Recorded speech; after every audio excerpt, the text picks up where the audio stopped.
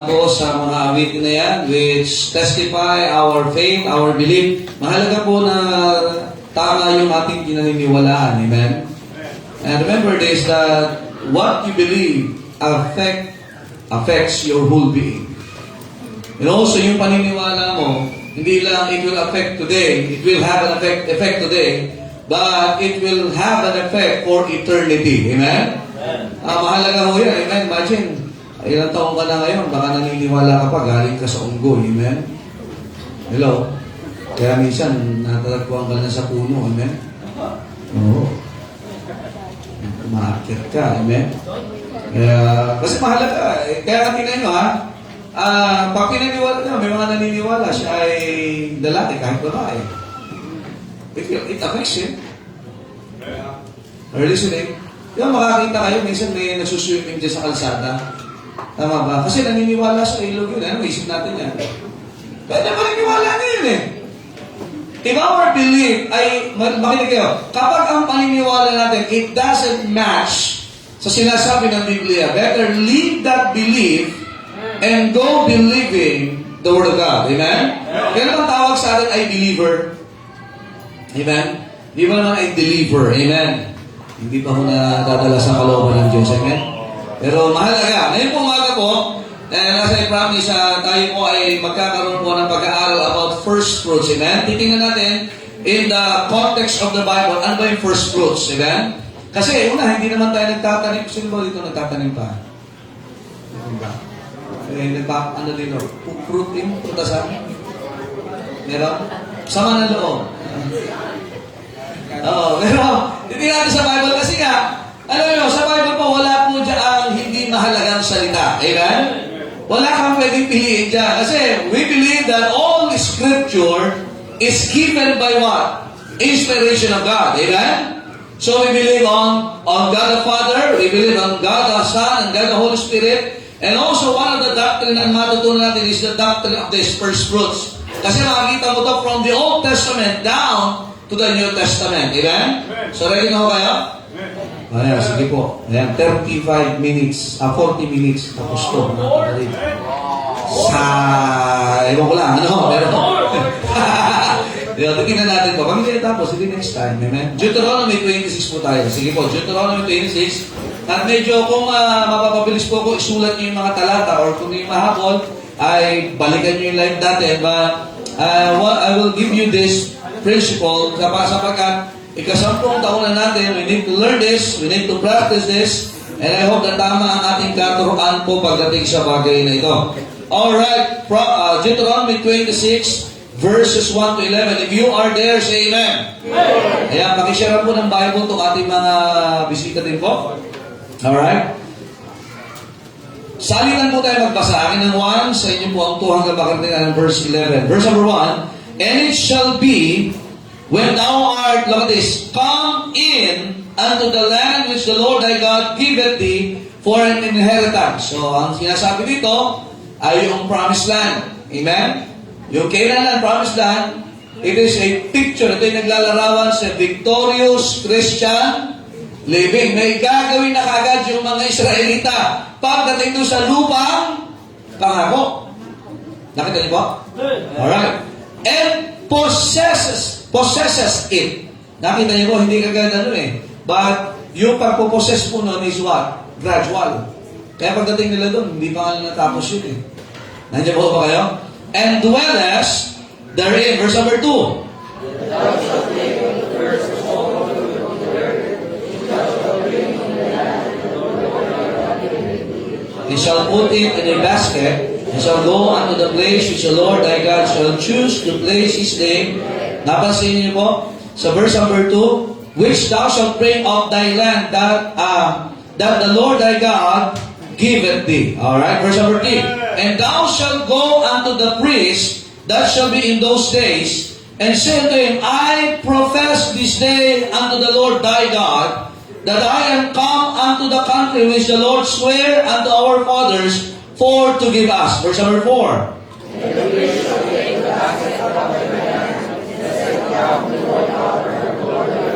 And thou shalt speak and say before the Lord thy God, a Syrian ready to perish was my father, And he went down into Egypt and sojourned there with a few, and became there a nation, great, mighty, and populous. Verse number 6.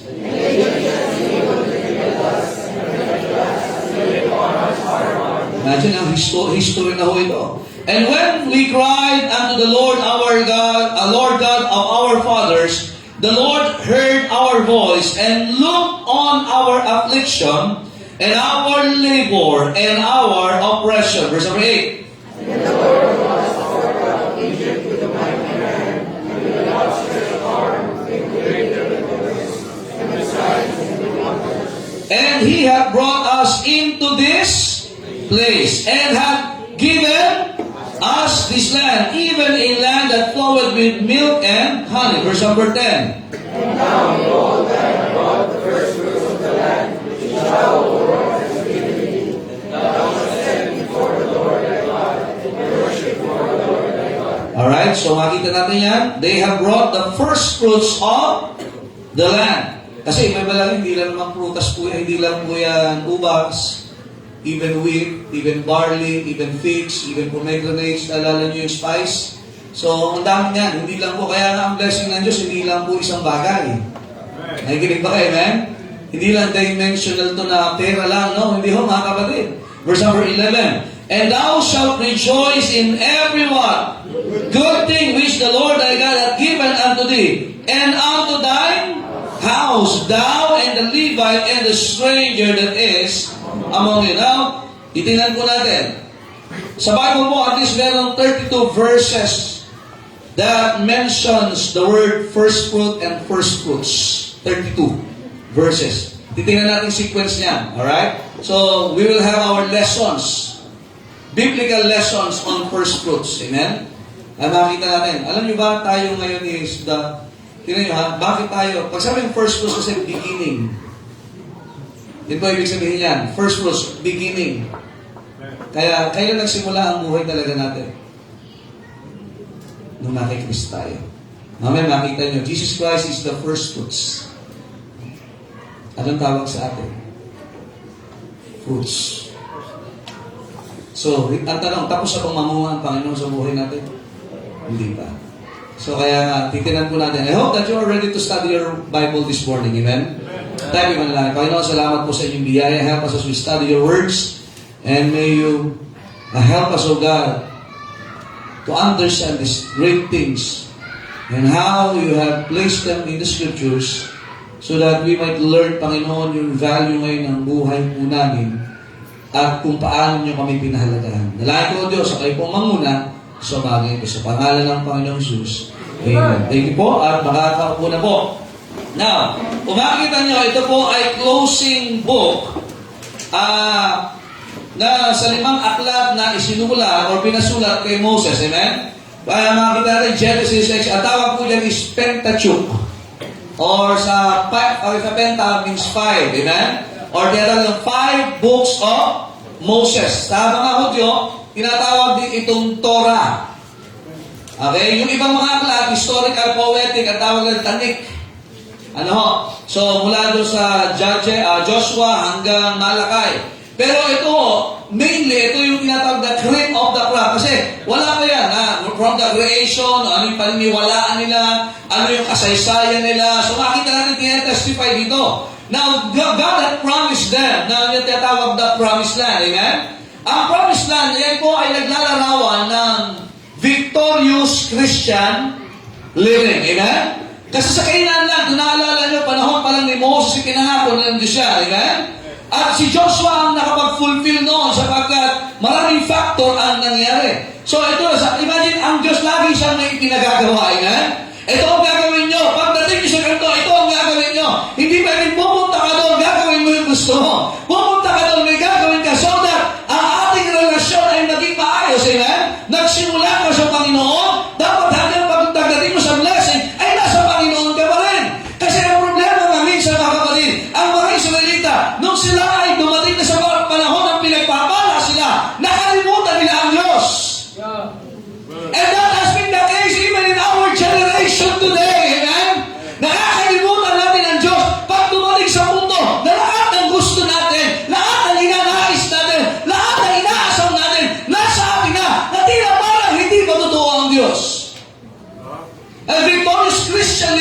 Hindi po langit ang tinutukoy po dyan. Kasi sa Kainaan may mga higante. Nandiyan pa ho ba kayo? Sa Kainaan may mga digmaan. Nakikinig ba kayo? Kasi pagdating po nila doon sa Promised Land, labanan ka agad. Remember the wall of Jericho? Remember AI? Amen? Meron mga kapatid, mga gibilasaan doon sila lahat. At hindi nila natapos. Ano yung sabi ni Joshua? As for me and my house, we will what? Serve the Lord. Hindi nila natapos kaya. Pero tandaan natin, sabi, pagdating nyo doon, ito ang gagawin ninyo. Nakikinig mo ba kayo? Ito. Tingnan nyo ha. Yung promise na yun, it was characterized or described as a land flowing with milk and honey. So, umaagos pa ang gatas doon. Sabi nyo si John sa Bible School. Ito yung lugar na umaagos ang gatas. Ito yung lugar na umaagos ang honey. Hindi ho. That is a figure of speech. Na yun ay matabang lupa.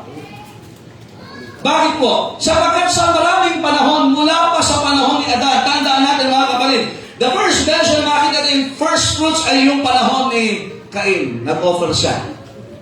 Nakikinig ba kayo, amen? So, nandun bakit? Basta ba first fruits? Hindi. Mali lang yung paraan ni Cain nung paghahain sa Panginoon yan. Pero kung hindi natin, ang mga Hudyo, namuhay sila bilang mga shepherds. Wala silang sariling lupain. Wala silang matatawag na may papamana sa kanilang mga susunod na saling lahi.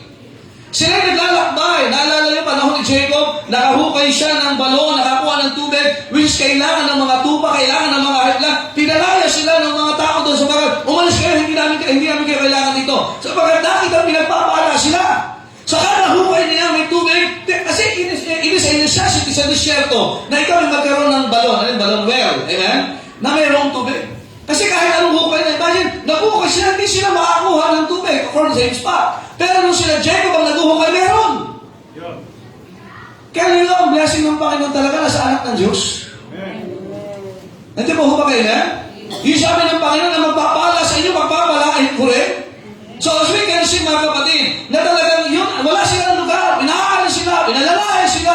At bawal kayo dito, pag sila yung sumasagana na, dumadami sila. Kahit nga ang Egypt, natakot ng panahon ni Joseph, tandaan niyo, pinagpala, nakasurvive ang Egypt sa taggutom, pinayaman ng Diyos ang Egypt sa pamagitan ni Joseph. Pero nung dapat ng leader, ano na? Ba't dapat patayin na natin itong mga to? Mas dumadami sila. Nade-threaten sila sa mga tao ng Diyos. Kaya huwag kang magtaka. Kapag ikaw ay pinagpapala ng Diyos, tandaan mo, there will be people around you na made-threaten. Oh yeah! But be wise. Be wise, amen? Joseph became wise. Kaya nga tingnan si Moses, ang problema, pumatay siya. Kasi nga hindi naging wise. Hindi sa paraan mo, kundi yung paraan ng Diyos, kagagamitin ng Diyos. Kasi maraming yung gusto gamitin ng Diyos sa paraan niya, sa panahon niya, pero hindi sa paraan ng Diyos. Kaya sumasablay. Nakikinig ba kayo, man? So now, may guidelines, okay? Ito ang gagawin niyo pagdating doon. Nandiyan ba ho ba kayo? Kasi ano na yung guarantee na, yung lupang yun, panahon pa, 400 years ago, panahon pa ni Abraham, ipinangako na sa inyo yan. So pagdating nyo doon, malapit-lapit na, Deuteronomy na ito eh. Ilang hakbang na lang, tumagal nga sila ng 40 years saan? Sa wilderness, dapat ay 11 araw lang na paglalakbay. Nakikinig ba kayo, amen? Yung wilderness, 11 days journey lang yun, pero tumagal ng 40 years dati, matigas ang ulo nila. Walang masama na magpalain ka agad ng Diyos. Walang masama na gamitin ka agad ng Diyos. Sumunod ka lang. Kaya na minsan, sa katigasan ng ulo nila, pinalo ang bato, huwag magtabi, nabulok na, namumuala, nakakakain ng pugo, buti nga, itlog na lang, amen? Dumating sa punto, kaya nga, ang dami nilang ginagawang, kung ano-ano na lang doon sa disyerto. Bakit? Ayaw nilang makinig. Kaya ito, okay. Yung mga 20 years old, di makakapasok dyan. Okay, yung mga makakapasok, ito ang gagawin ninyo. Nakakita nila, yung iba niyong kasamahan doon, hindi na umabot. Nandiyan ba ba kayo? Abay, pagdating nito, baka mamaya umulit yung history. Nandiyan ba kayo? Kaya dapat, full of guidance ka. Kayo mga kabataan, dapat may guidance ka. Ilan na nakita nyo na nagdalang tao na walang pamilya ngayon? Hindi ka ba matutunan? Ilan ang tao ang nasira ang baga dahil sigarilyo at sa vape? Hindi ka ba rin matutunan? Sabi mo, Kristiyano ka. Kaya bibigyan tayo ng guidelines. Now, tingnan natin. Sa Bible po, 32 verses. The word first fruits means a beginning of sacrifice. Pasimula. Pag sabing sacrifice kasi, hindi ho mahirap yan. Ibig sabihin, inamin mo sa Panginoon yan. Nakikinig ba kayo, ha? Ang record po niyan, kung titingnan po natin mga kapatid, it has records on Genesis chapter 4, verses 3 to 4. That was the first mention of that. And then Exodus 23:19, Leviticus 23, verses 10 to 11, and then Deuteronomy chapter 26. So, kaya natin nakita, first fruits means a beginning of sacrifice. A first in place and time. It is first in order. And look at this, a principal thing. Makinig kayo, pagdating sa promised land, hindi pa sila nagtatanim, may aanihin na sila. Nandiyan ba kayo? Alam mo ba, ang ganyan ang blessing ng Diyos? Kahit na wala ka pang ginawa, pagka inihanda na ng Diyos yun eh. At mas maganda pag ang Diyos ang naghanda. Hindi ka pa nagpapagal, may binibigay na sa'yo. Pero standard natin ito ang prinsipyo. Pagdating mo na yung pinagpapahala, naandyan na pagdating mo sa kalooban ng Diyos. Huwag mo kakalimutan ng Panginoon. Ito sabi ng Panginoon, aba, dadalhin niyo ito. Nandiyan po ba? Itong taon na ito, wala pa tayo sa December, pero parang malapit na ang December. Amen? Kaya January 1, uy, 364 days na lang. December muli. Amen? Ha? Bilang na, lalo yung mga bata na maraming natanggap itong December, ang binibilang nila, Christmas talaga, tsaka New Year. Ano? Tapos dito, nung Christmas fellowship, nagpagay, ang daming nang nakuha. Sabi ng isang bata dito, Pastor, binibilangan ako. Kukuhanin ko yan. Pumunta kami ng mall, ang laman ng mga mall, mga bata.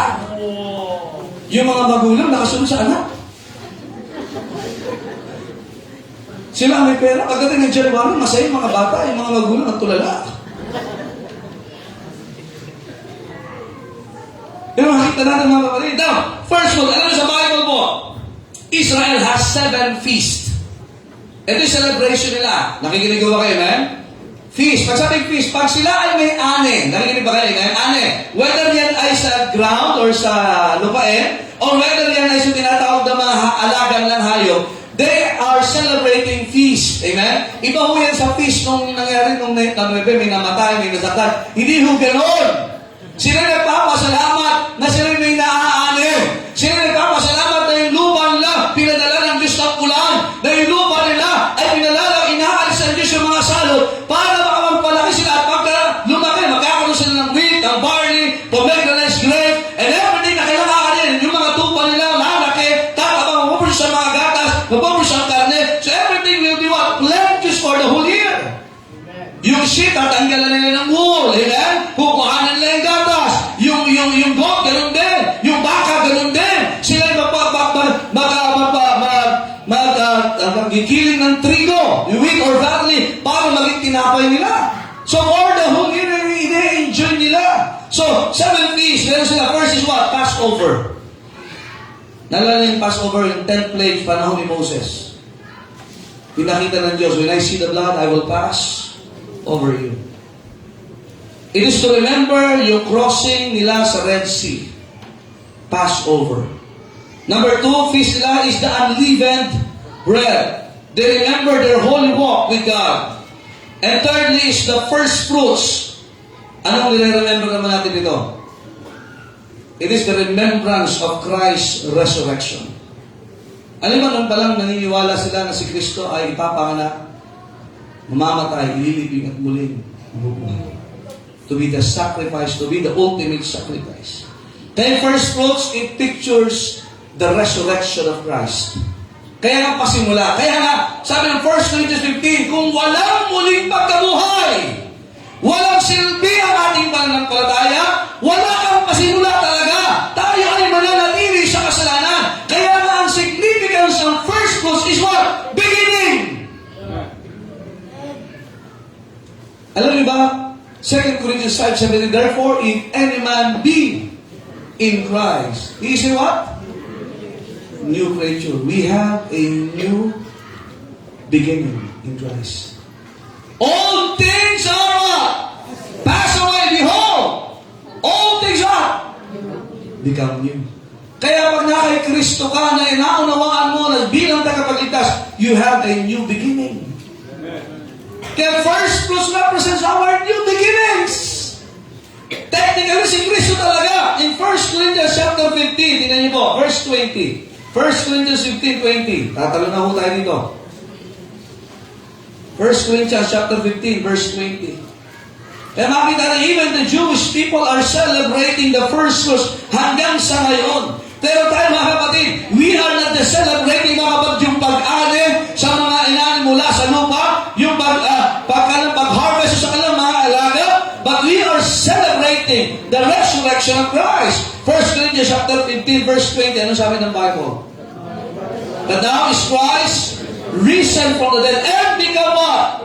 The first fruits of them that slept. Kaya nga, ang mga nakapatay kay Kristo, alam niyo ba, na sa katawan lang yung natutulog sa kanila, katawan lang yung hingga sabagat si Kristo yung muling nabuhay sa mga patay. Sila'y nag-enjoy sa langit. That's why whenever we see the word first fruits, it talks about new beginning. It talks about hope. It talks about mga kapatid na ito'y lahat ay pasimula mo lang. Kaya nga kay Kristo, hindi lang nakapagpasimula ng buhay natin, kundi pasimula ng buhay na walang hanggan. In verse number 23, ano pong sabi ng Bible? But every man in his own order. Christ. Come on, read it. The first fruits. Afterward, they that are Christ at His. Yan yung inawit ng buwan kanina. Yan yung inawit ng tato dito kanina. Mga kapatid, na si Kristo ay babalik. And because Christ is the first fruits, we are the fruit of His what? Faith. Aren't you glad? Kung may first, merong second. Pag sabi may first, merong succeeding. May kasunod. Kailan yung si Kristo muling nabuhay? Yung mga Old Testament, Ephesians chapter number 4, yung mga Old Testament nasa Abraham's bosom, He is the first fruit. Are you listening, amen? Kaya kinala sila sa langit, amen? Kaya may kauna sa langit. At sa mga kapatid nating nauna na, kapatid, kaya may langit, kaya tayo may katiyakan, sapagat may first fruit. Yan ang Panginoong Kristo. And look what happened because God gave His only begotten Son. Nandiyan ba kayo? Kaya we have a new beginning. Ang matanda nito, we now have a new beginning that will have no ending. Ang tawag yan, everlasting. God is eternal, amen? No beginning, no ending. Pero tayo may pasimula. Nagsimula kayo kay Kristo, pero hindi na matatapos sa ating fellowship sa Panginoon hanggang for eternity. Because of that first fruits. Kaya mga kapatid, first fruits in the Bible is good. Iba kasi natatakot pag sabi first fruits, ay naku, offering na naman. So what? Yan ang problema, pagkakulang tayo, hilaw. Kahit yung sinain na hilaw, ayaw mo kainin eh. Lalo yung katuruan na hilaw, ayaw mo tayo. But first fruits iba. Pag sabi first fruits, hindi lang yun, mga inanay, ulang nila mga kinatay. Pero makikita natin mga kapatid, it talks about our beginning in the Lord Jesus Christ. Nanampalataya ka ba kay Kristo na siya namatay, inilibing at muling? Kaya sabi diyan, He is the first fruits of them that siya yung pasimula na hindi lang sila namatay, sila yung muling bubuhay. John chapter number 11. Are you still there? Tingnan niyo po. John chapter number 11. Verse number 25. Ano sabi ng Panginoon? Verse number 24, Martha said unto Him, I know that He shall rise again in the resurrection. We believe on the resurrection. At yung tukoy dito, si Lazaro ng mata, alam namin na mabubuhay siya sa huling araw. Verse 25, Jesus said unto her, I am the resurrection and the life. He that believeth in me, though he were dead, yet shall he live.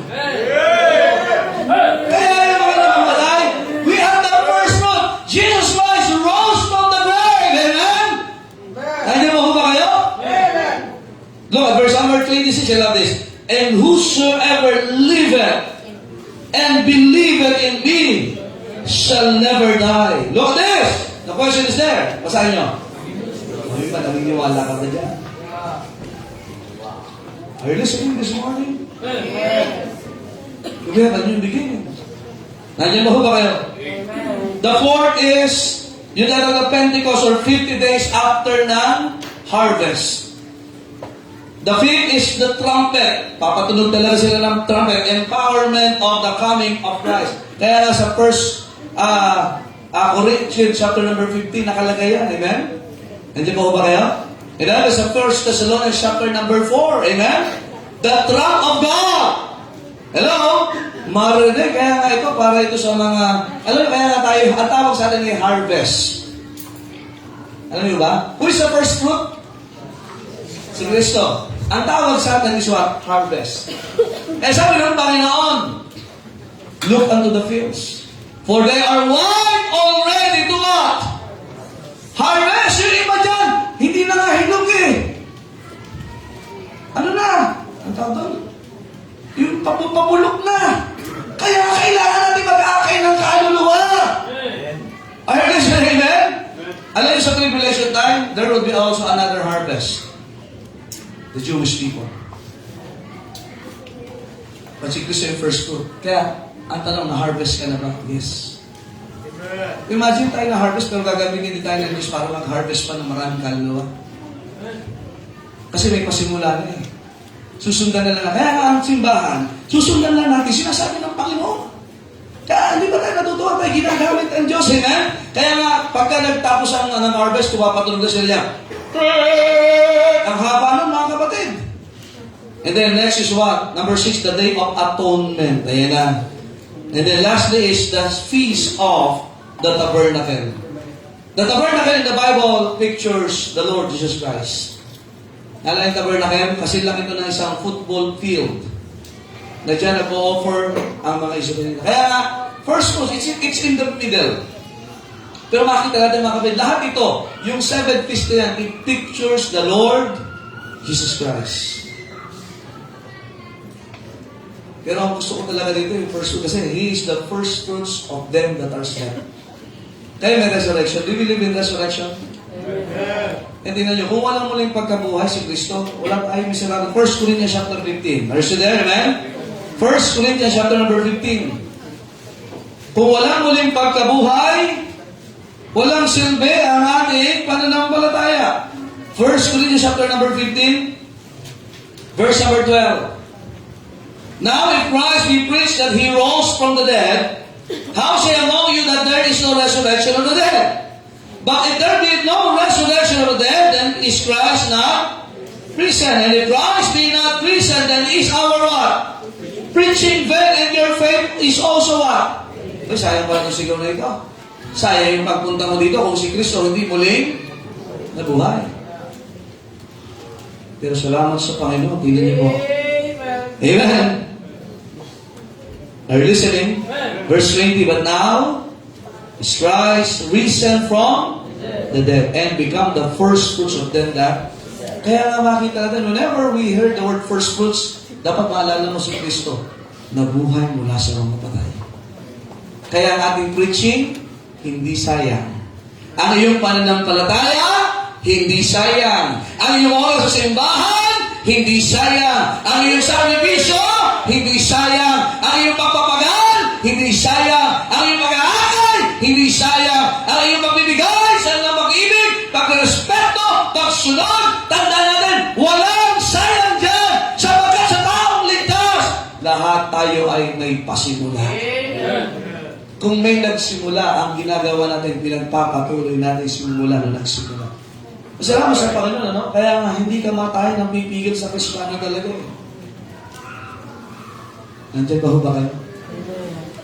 But it is the beginning. Doon pala makita natin ba? Ito pala yung pangako ng Panginoon.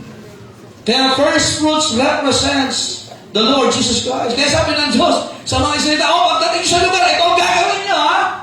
Kasi yan ay merong significance sa mga darating na panahon at yan ay naglalarawan sa resurrection ni Kristo. So whenever the Israelites practice first fruits, they are performing the belief that the Savior will be risen again. Matindi no, hindi pa pinapanganak ha, pero naniniwala na sila siya'y muling mabubuhay. Ang tanong ni Kristo sa John 11, believest thou this? So, yung person daw, D-A-W. Ano daw? Ano daw? Ano, totoo mabubuhay si Kristo? Hindi nga. Ang tanong ni Kristo sa iyong mga imaga, naniniwala ka ba dito? And number one, first fruits, we have the lesson of deliverance here. Are you saved? Ulitin ko, ang gospel, Romans 1:16, ang gospel is the power of our salvation. Pag sinabing gospel, hindi ito buong Bible. Nakikinig ba kayo, man? Pag sinabing gospel, 1 Corinthians 15, ito yung kamatayan ni Kristo alang-alang sa ating kasalanan. Siya yung namatay, hello? Sa loob ng ilang araw? Siya yung namatay, alang sa ating kasalanan, siya ay inilibing sa loob ng 3 araw. At siya ay muling nabuhay ayon sa kasulatan para sa ating mga kasalanan. Kaya kung si Kristo hindi muling nabuhay, hindi pa rin tayo delivered sa ating mga kasalanan. Nasa kasalanan pa rin tayo. Remember, He is our first fruits. Pero salamat siya muling nabuhay. Kaya ngayon, Romans 8:1, ano sabi ng Bible? Basahin niyo po. Romans chapter 8 verse 1, mabilis na po. Now, no? Condemnation to them which are in Christ. O nakikristo ka na ba? O hindi wala ka ng hatol, wala ng condemnation. John 3:18. Tingnan niyo po. Magbabasa talaga tayo ng Bible, mga kapatid. I will not be preaching any opinion to you. Dinayin mo, John chapter 3 verse 18. He that believeth on Him is not condemned, but he that believeth not is what? Condemned na. Kasi ang tao nga is may hatol na. Because he that believe in the name of the only begotten Son of, kaya ang tao walang Kristo, wala talagang nasimulan yan. At ba't hindi wala siyang katapusan paghihirap doon sa impyerno. Pero kayo na kay Kristo, Romans 8:1, ngayon nga'y wala nang hatol. Amen! Are you listening? Romans chapter 8 verse 15. Ano sabi ng Bible? For ye have not received the spirit of bondage again to fear, but ye have received the spirit of adoption, whereby we cry, Abba, Father. Alam niyo, wala na din tayo sa tanikala because we have the first fruit. That's why there is a deliverance. Are you listening, amen? Hello? Na-deliver na. Hindi po yung ginagawa na lumayas ka masamang espiritu. Hindi po yan. Kasi ang deliver, mga kapatid, inalis po na yung hatol sa atin doon sa impyerno. Kaya whenever we hear the word first fruits, it speaks about deliverance. Kaya mga Israelita, whenever they offer the first fruits in the house of God, in the presence of the priest, binaalala, teka, binanggit sa Deuteronomy 20, napansin niyo mo, mula nung sila ay naalipin ng mga Syrian, naalipin ng mga Egyptian, sila tumuwid ng pulang dagat, eto yung gagawin nyo, inaalala nila yung kanilang kaligtasan. Nakikinig ba kayo, man? So whenever we offer that, we are remembering our salvation. Hindi lang resurrection, but we also remember our salvation. That's why there is a deliverance. Kaya pwede lang gumawa nito, yung save. Tingnan mo, verses 5 to 9, Deuteronomy 26. Deuteronomy 26, 5 to 9. Nandiyan, sinaysay po. Kaya mahilig sila sa istorya eh. Gusto yung kausap ang mahabang istorya? Kausapin mo mga Hudyo, amen? 5, verses 5. And thou shalt speak and say before the Lord thy God, a Syrian ready to perish was my father, and he went down into Egypt, and sojourned there with a few, and became there a nation great, mighty, and powerful. And the Egyptians evil and treated us, and afflicted us, and laid up upon us hard panahon. Yun panahon ni Joseph.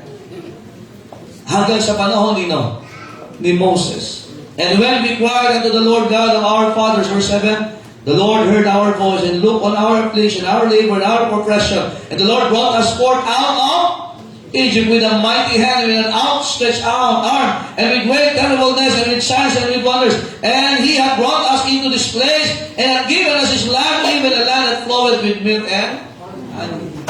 It is a story. Whenever they offer their first fruits, they are reminiscing.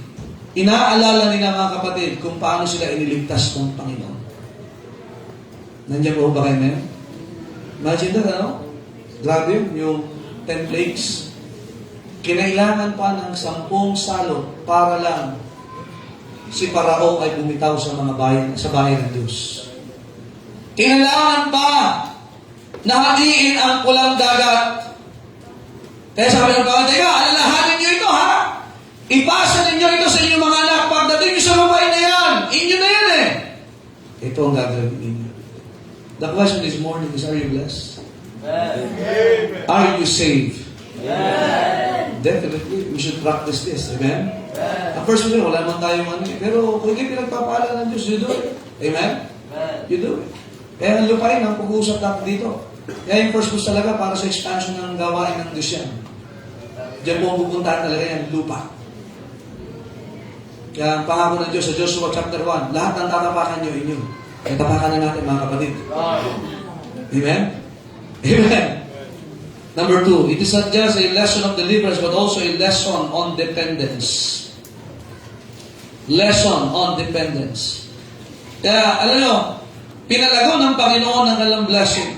But remember this, God is the one who provided their further harvest. Pag sabing further, hindi lang po farther. Amen? Yung tuloy-tuloy na kanilang pag-ani.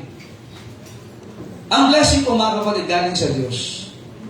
Opportunities galing sa Diyos. Ang promotion galing sa Diyos. Ito pinakamatindi. Yung good health galing sa Diyos. Amen. Not just eternal life, not the salvation, but even our physicality, even our abilities, galing sa Diyos. Kaya kung ikaw, sino ito tumanggap na kay Kristo? Ang tanong, tapos na ba ang Diyos sa buhay mo? No. Hindi ba may gusto pa ang Diyos mangyari sa buhay mo? Gamitin ka niya? Hindi pa tapos ang Diyos sa atin. That's why it talks about what? Our dependence on God. Ang tanong, gaano mo kinikilala ang Panginoon sa buhay mo ngayon? Do you still pray for Him, to Him? In Matthew chapter number 16, naalala yung mga disipulo, nakalimutan lang magdala ng tinapay. Very rare. May lakad ang Baptist, nakalimutan magbaon. May nangyari na ba sa inyong ganyan? Hindi nga, yung mga bata, di ba? Ang lalaki ng bag. May juice, may sandwich, may bakunan pa yan. Matindi, may cash pa yan. Ang bata, di makakalimutan yung pagkain. Pag matatanda na, hindi na nakain. Amen? Sobrang trabaho. Pero yung mga bata, di magpapabaya. Ay, si Levi, matindi yan. Kakakain na, mamaya. Gutom na ako. Kaya, yan yung mga baby ngayon. Ang lalaki ng pisngi. Yung matatanda, namamayat na. Yung mga anak, ang lalaki. Ay, bakit? Talagang yun ang kanilang buhay. Israelita, mga kapatid, God taught them of dependence on ever, mga kapatid, that they were giving those first fruits. Sabi nila sa kanilang Panginoon, first ito ha, unang hinog, unang ani sa inyo. Pero hindi ngayon lang to. Next year, Panginoon, meron ulit. At least twice silang umaani. Sa mga prutas, per month meron sila. July to August, hindi ho yan sabay-sabay. Kaya nga ang Diyos na nagpapala ng kanilang hanap buhay. Ay may isang salot lang, kapatid, ubos! Ubos talaga! Ang matindi niya, hindi pa nahihinog. Bubot, ano yung bubot? Abay, pinanata na ng locus. Ay, loco talaga, ano? Ang matindi ito, hinog na! Mind you, may magnanakaw din sa kanila. Ang batas sa Israel, pwede ka, pag nagutom ka, pwede ka kumain yung kaya mo. Pero huwag kang mababaon, hindi pwede Pilipino dyan. Kumain na, may balot pa! Alam mo, matindi kasalanan sa mga Hudyo yan? Pwede kang kumain, pero huwag kang magbabaon.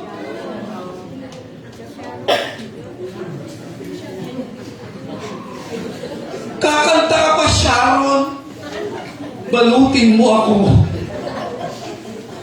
Kaya whenever they give their first fruits, Panginoon, alam namin, naniniwala kami, Panginoon, pasimula nito, Panginoon, yung pinagkuhanan namin, yung iba, hindi pa hinom, pero ito yung una, sa'yo talaga to.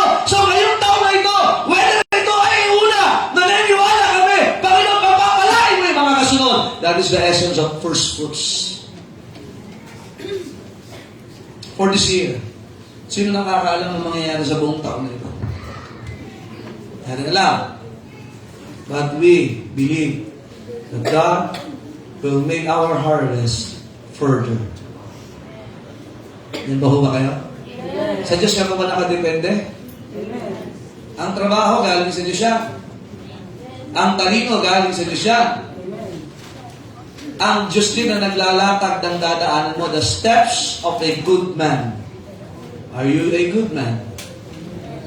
Are you saved? Are ordered by the Lord.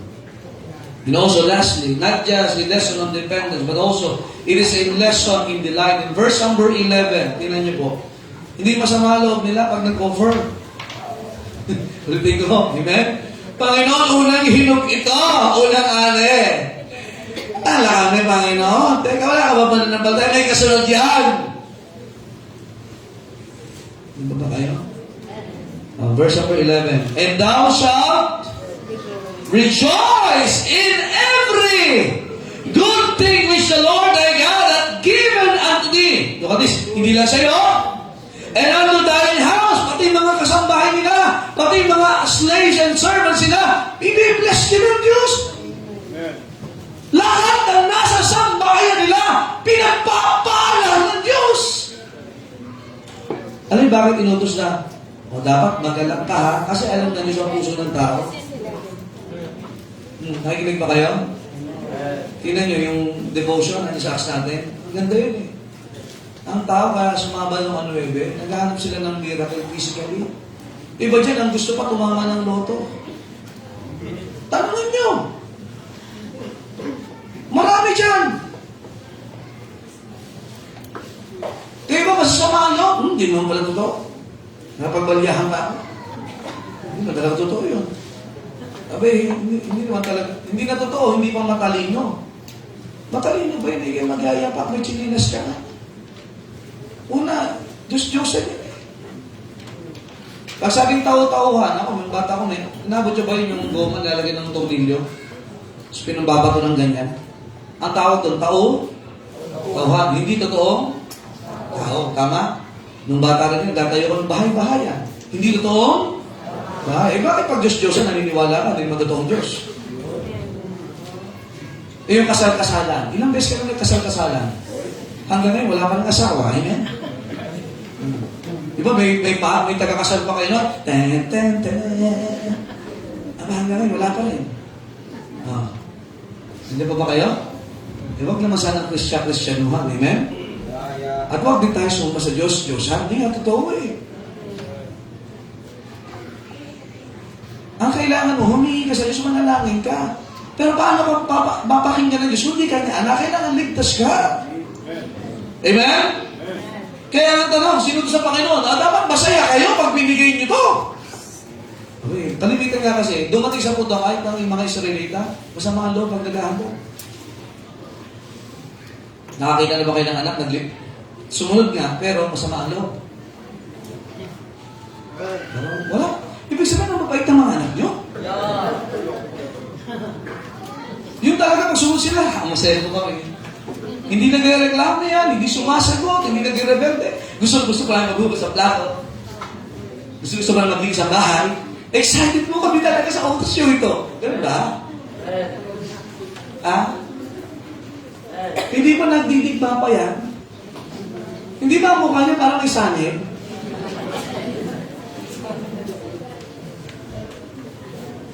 Hindi ba kayo? Eh kahit sa mga anak ng Diyos, kahit sa mga Israelita, may ganun din ugali. Nakalagay na sa basket, binabawasan pa! Pero sa Panginoon, kakulula Panginoon ha, mukhang matabang eh. Sa Panginoon na, binawasan mo pa, tinikman mo pa. Ikaw naman. Nandiyan pa ba? Meron mo gano'n? May gumagawa pa lang? Di ba, minsan, ibibigay mo na, tinig mo na ng anak, dinakot na. Oh. Anak mo yun eh. Minsan, pagparo sa Panginoon na, ayaw pa natin ibalik sa Panginoon. Ano? At sabi ng Panginoon, naandun ka sa may altar, gusto mo bawiin, malungkot ka pa. Kaya sabi ng Panginoon, abay dapat kayo ay maging magala, and thou shalt rejoice in every good thing. Pinagpala ka ba ng Diyos last year? Naniniwala ka ba, i-bless ka ng Diyos ngayong taon na ito? Eh, dapat gawin pa lang, may masayang attitude na tayo. Ayun na naman. Anniversary na naman. At masaya ka pag may naliligtas eh. Eh paano kung hindi ka nag-solve yung batang siya? Si tatay ngayon. Di ba? Si nanay ni Ate Ana. Eh buti lang, simbahan, nasunod tayo sa solve. Masaya tayo na sa langit sila. Paano kung si Father Orlando na hindi yung bilhin nila? Kasi una ka sa Panginoon natin. Lalo kung nandating niyo dyan nun eh. Paano si Kuya Dali hindi inabot sa Panginoon? Andiyan ba ho ba kayo? Paano kung si Joel hindi natin inabot? Hindi maliligtas yung mga kapatid niya. Buhay mo si Joel, ha? Si Joel ba? Di ba? Di ba nyo, ha? Eh pag hindi ka masaya, tanggapin na salita na isang araw, pagsisisihan mo yan eh. Pero kayo pa, masalamat sa Panginoon. For 10 years sa local church, kaya marami sa atin dito nag-aakay na nakakaluluha. Kayo ay gumagawa ng parang para abutin sila. And that is what our harvest! Tira na lalo na yung mga kamag-anak ninyo, nasa same. Ako hindi taga rito, dito ako tinawag ng Diyos. Abay, malulungkot ako pag hindi natin naabot ang mga mahal nyo sa buhay. Hindi man sila 100% makakasama sa church, pero sila nakakilala mula kay Kristo, kapatid. Samat na ho yan. Bonus na lang natin pag nakasama natin sila sa church. Eh ngayon, anong plano mo? Halimbawa, lahat ng kamag-anak ninyo pumunta sa simbahan. Kakasya ba? Nalagay nyo. Mga kabarkada ninyo.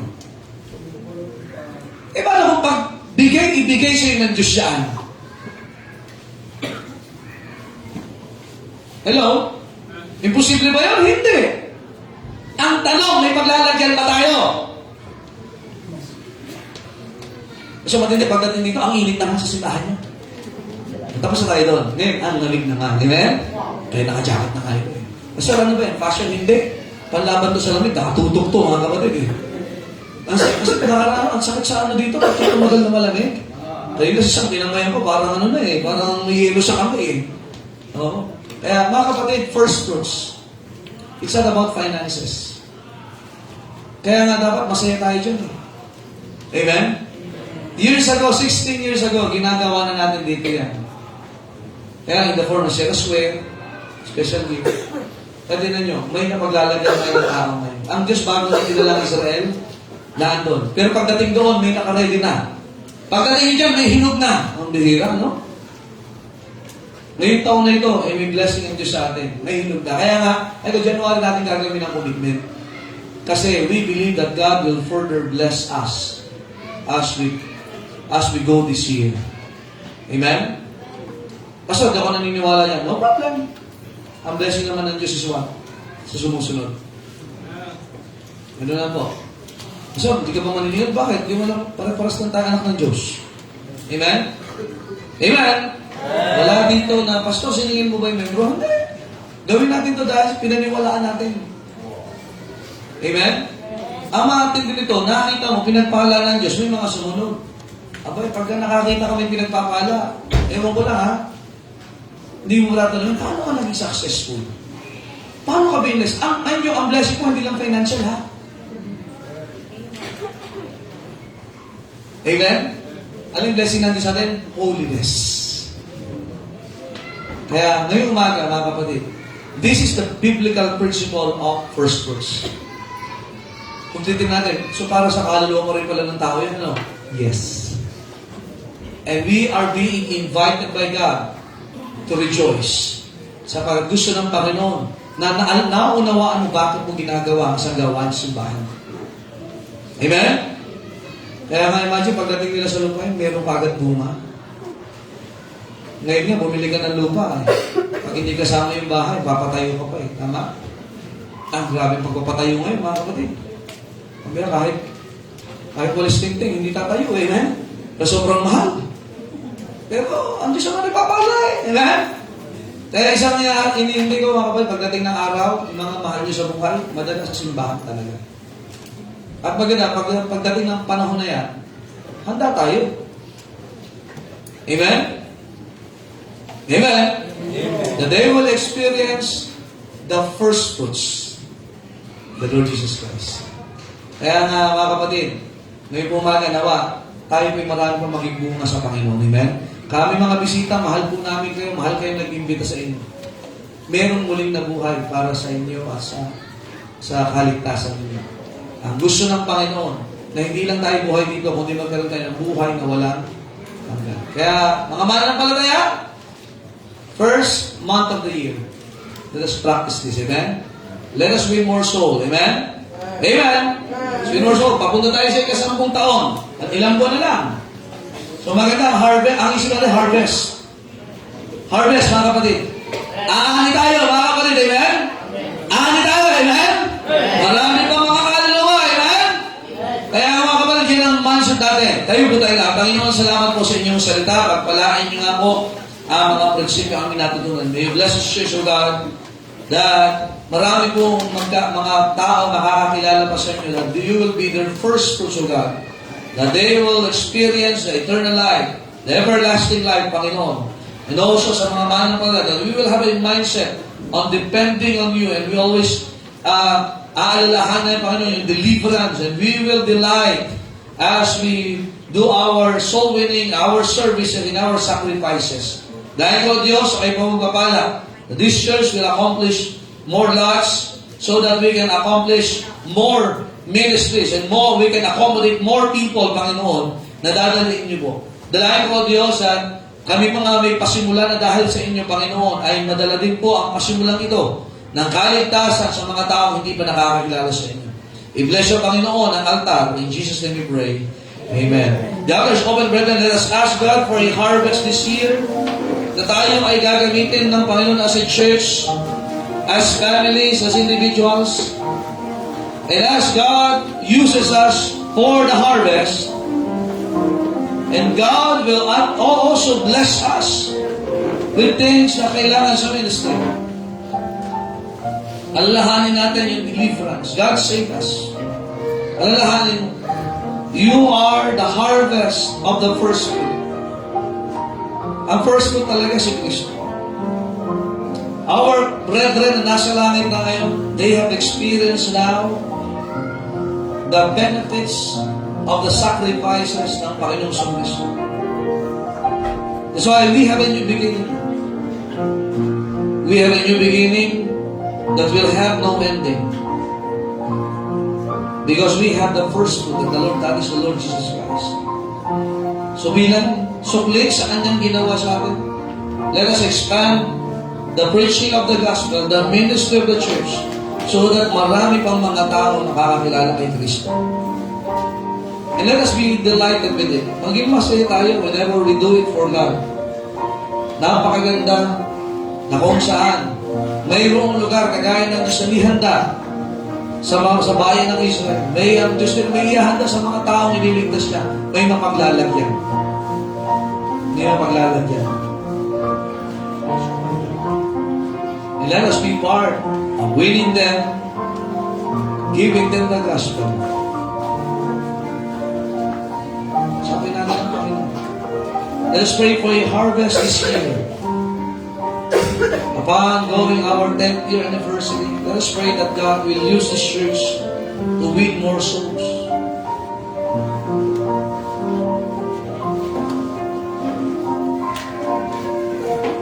Dakilang Diyos sa langit, salamat po sa inyong salita. Salamat po sa mga anak niyo lumapit. And we are asking you, God, sa pasimula ng taon ito, that you will give this church a bountiful harvest of souls getting saved. And thank you, God, for the opportunity that you are our first fruit. Kaya may resurrection, Panginoon. That eternity is already secured for every believer. Gaya ko doon sa maraming mamaabot na mga kaluluwa. And also, may you help this church to expand its property so that we can accommodate more souls that will be getting saved and to be ministered then, Panginoon. I-bless you po ang mga anak ninyo. As you convict them to be part of this program, to be part of this service, may give them bountifulness this year, O God, so that they can be more, a blessing more, Panginoon, sa ministry and for the harvest. We're praying, O God, you will send forth laborers to your harvest. Laborers in winning souls, laborers in giving and expanding, Panginoon, ng ministry. And give you all the honor and the glory. In Jesus' name we pray. Amen. All the people said, Amen. Kaya church, let us have a bountiful harvest this year. Amen? Anniversary pa lang, na-excite na ako. Pabi na, kung abutin ng 1,000 ito, ay masaya. Alright, sige po. At ngayon po umaga, blessed po tayo kasi may dedication tayo. Amen? Ito pa lang, hindi lang tayo pinadadami ng Diyos sa bilang because of soul winning, pero meron din tayong blessing ng reproduction. Amen? Tawagin natin si Mr. and Mrs. Aresa, number 4. Ayan po. Hindi ko, isang buwan pa lang po. Logo na rin, yan, no? Amen. Ito kayo?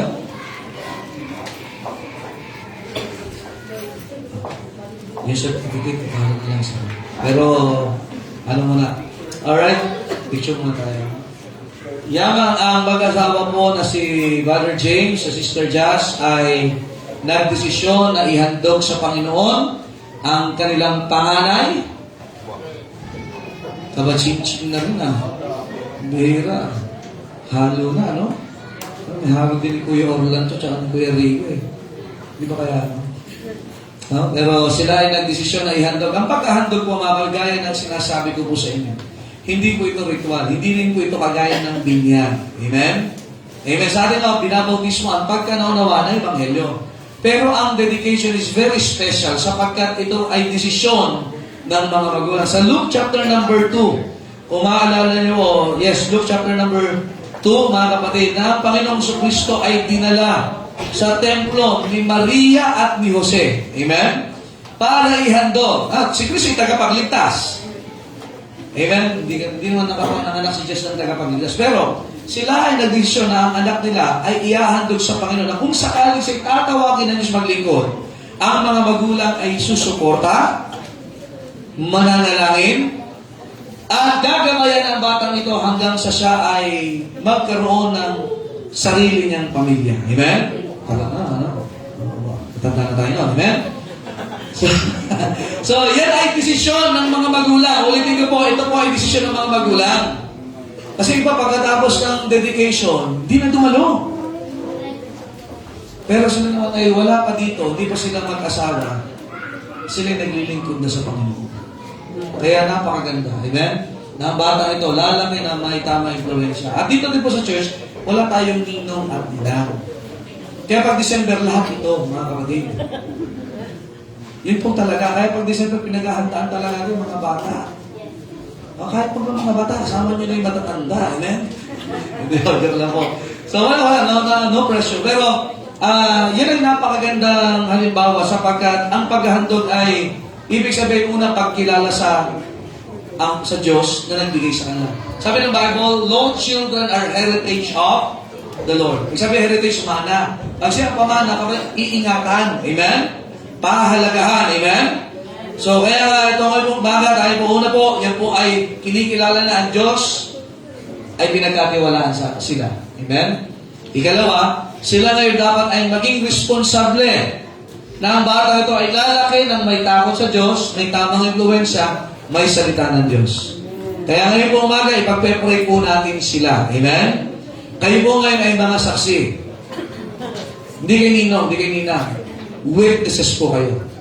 So pag nakita niya kayo sa December, tingnan niyo lang po siya. Alam na daw. Saksi. Amen? So, mahalaga po na tayo ay witnesses para kung sakaling itong bata ito ay mapapatabi sa inyo, ay gagabayin natin sila. lahat tayo ngayon data yung ikalawang magulang ng mga bata sa simbahan. At lalo na ito, ngayon si Emil, ayan, laki siya, tumataba. So, kung may gatas ka, bawa, anong gatas na? May ikalawang magulang. Bakit hindi masama magtanong ng ganyan sa mga may baby, amen? Oo, nakakapi ka na ba? Mga ganun po. So, mga bata din, wala siya magkapi. Ano? Dumidilat siya, parang gusto na magkapi. Ano? Sige po, tayo po tayong lahat at ating panalangin po ng mag-asawa at si baby Emil. Emilio Gabriel. Emilio Gabriel. Ano? Ipag-pray po natin. Tayo mag-pray. Panginoon, salamat po sa inyong biyaya sa umaga nito. Salamat po, Panginoon, sa puso po ng mag-asawa Reza, Brother James, and Jazz, na sila'y nagkasundo, Panginoon, na kilalanin ang kaloob na ito na si Emilio Gabriel, na galing sa inyo, na they will be a good steward of this child, Panginoon, na sila po ay magiging halimbawa, baka Diyos na halimbawa, Panginoon, ng mga magulang, nagagay ng bata ito with a godly environment, guidance, and wisdom, Panginoon, and also, Panginoon, na sila ay magiging blessing sa anak na ito, sa batang ito, to provide the needs, Panginoon, not just materially, financially, but emotionally, and higit sa lahat, yung spiritual, Panginoon, na pangangailangan ng batang ito. Dalangin namin, Panginoon, si James, i-bless yung kanyang kalusugan, maging si Josh, sa kanyang recovery. At dalangin ko, O Diyos, na kayo po mag-bless sa kanila so that they can provide, Panginoon, very well sa batang ito. At kay Emil din naman, Panginoon, tulungan niyo siya na lumaki po ng healthy, may takot po sa inyo, may kagalakan, Panginoon. Kasi tatawagin niyo, Panginoon, sa inyong gawain, sa ministeryo, saan mang bahagi nito. Dalangin ko, O Diyos, ang kanyang mga magulang ay magiging fully supported, Panginoon, full supportive, Panginoon, sa kanya. Siya'y gagay, Panginoon, ito-train, at siya'y bibigyan ng godly counsel. Dalangin ko, O Diyos, i-bless po ang family ito, that they would be more servants to you, Panginoon. At lalo na ngayon sa baby ito, Panginoon, nihandog sa inawa, ay kayo po, Panginoon, ang gumabay. At sa kanila, kilalanin niyo po, Panginoon, ang desisyon ng mga magulang na ito. At i-bless you ang baby, Panginoon, na patuloy na magkaroon din ng good environment through this church, Panginoon, na makatutulong na may nurture siya sa mga darating na panahon sa kanyang paglilingkod po sa inyo. And we give you all the honor and the glory. We thank you, God, for the heart of the parents. At salamat, Panginoon, sa mga witnesses this morning. In Jesus' name we pray. Amen. Palakpakan mo natin sila. Amen. Amen. And we welcome to the Christian world. Welcome to the Baptist world. Amen. Tulog na siya. Amen. Congratulations. Ngayon, nalakas. Salamat. Amen. Kamayan natin sila mamaya. Huwag niyo lang kamayan yung baby. Amen. Alright. Are you happy this morning? Amen? Amen. Praise the Lord. At tayo po ay mananalangin. Amen. Tilingan po natin sa panalangin si Brother Sam. Closing na. Siya yung malaki pong ibigay sa director lang. Amen. Don't forget, 1:30 po yung ating po report. And then, nakita mo sa Sir Dayan sa likod. Pakikuha po yung inyong mga record. Financial records.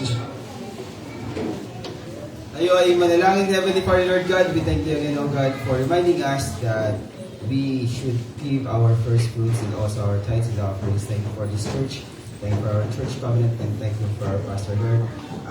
Sa pansamantalang pag-iwalay, bless sa aming transportation, also our lunch, and let us be back for our church business meeting also. And again, we are not without because our sins. This we pray in Jesus' mighty name. Amen. Amen. Thank you. God bless you.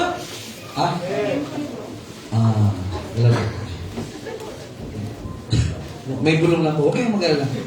Usapan lang po ng mga ano. Thank you, God bless po. Kamayan po